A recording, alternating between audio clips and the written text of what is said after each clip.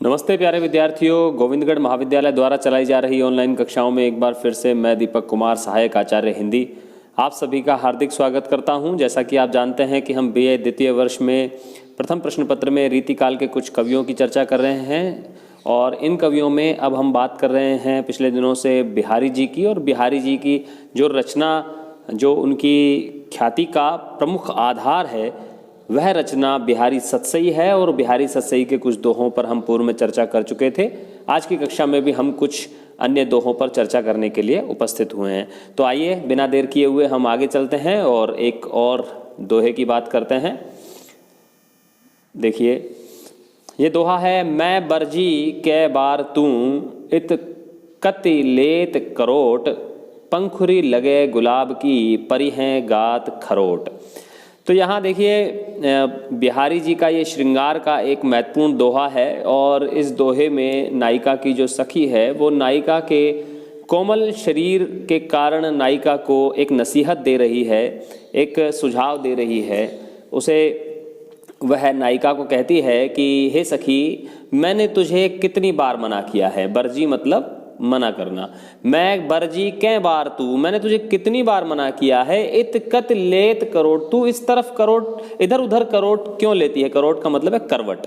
तू इधर उधर करवट मत लिया कर। जब तू सोती है अपने शैया पर, अपनी सेज पर जब तू सोती है तो उस समय तू बिल्कुल भी करवट मत लिया कर। ऐसा मैंने तुझे कितनी बारी मना किया है। देख सखी, पंखुड़ी लगे गुलाब की परी हैं गात खरोट, कि पंखुड़ी, गुलाब की पंखुड़ियाँ लगने से तुझे कितनी चोट लग जाती है। तुझे, तेरे शरीर पर, गात का मतलब है यहाँ पर शरीर और खरोट का मतलब है निशान या चोट का निशान। तुझे चोट लग जाती है और उससे तेरे शरीर पर निशान पड़ जाते हैं पंखुड़ी के लगने से। गुलाब की पंखुड़ियाँ लगने से तुझे चोट लग जाती है, इसीलिए तू जब अपनी सेज पर सोती है तो बिल्कुल भी करवट मत लिया कर। ये देखिए, यहाँ अतिशयोक्ति अलंकार है और नायिका के शरीर की कोमलता को बढ़ा चढ़ा करके बताने के लिए इस तरह की एक यहाँ पर उक्ति का प्रयोग किया गया है। चलिए आगे बढ़ते हैं, एक और दोहे पर बात करते हैं। देखिए, ये दोहा भी अतिशयोक्ति का ही एक दोहा है और इस दोहे में नायिका की जो सखी है वो नायिका की विरह अवस्था का अतिशयोक्तिपूर्ण वर्णन कर रही है और कहती है, देखिए, आड़े दे आले बसन जाड़े हूँ की रात, साहस कके स्नेह बस सखी सबे ढिग जात।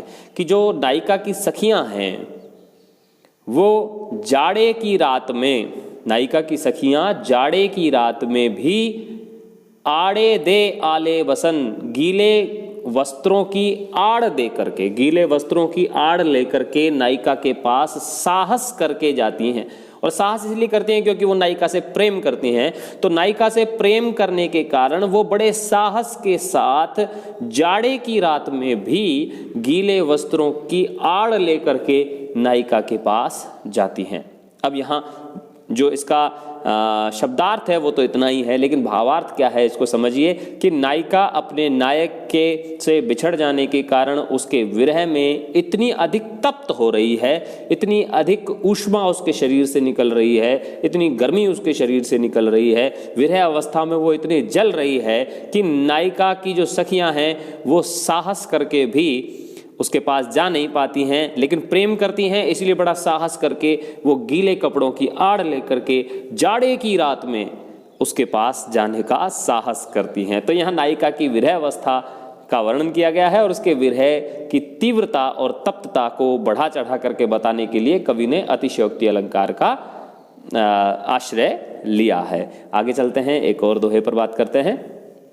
देखिए, ये दोहा बहुत महत्वपूर्ण है और ऐतिहासिक रूप से इस दोहे का बड़ा महत्व है। यह दोहा बिहारी जी ने तब लिखा था जब जो मिर्जा राजा जयसिंह थे वो औरंगजेब के साथ मिले हुए थे। उनके मनसबदार थे एक तरह से, और उनके आश्रय पर या उनके संकेत पर वो अपने जो सजातीय जो राजा हैं या यूँ कहें कि राजपूत राजाओं के खिलाफ अभियान कर रहे थे और अपने ही कुल के, अपने ही जाति के अपने ही धर्म के जो राजा थे उन राजाओं को नष्ट करने की योजना में वो औरंगजेब का साथ दे रहे थे।